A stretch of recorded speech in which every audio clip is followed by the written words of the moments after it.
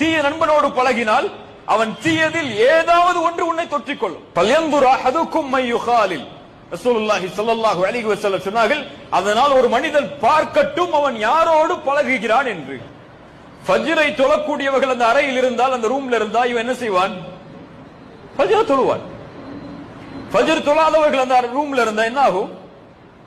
சுட்டு போட்டாலே அவன் ஃபஜ்ர் தொழ மாட்டான், அப்படியே இல்லையா? அல்லது ஒரு நாள் தொழுவான், 2 நாள் தொழுவான், 3 நாள் தொழுவான், 4வது நாள் அவனுக்கு அந்த தொழுகையில் கொஞ்சம் ஈடுபாடு குறையும். ஏன்? அவனோடு இருப்பவர்கள் அதை செய்யவில்லை, அல்லது அவர்கள் விடுவதை பாவமாக கருதவில்லை, இவனும் அப்படியே கருத ஆரம்பிப்பான்.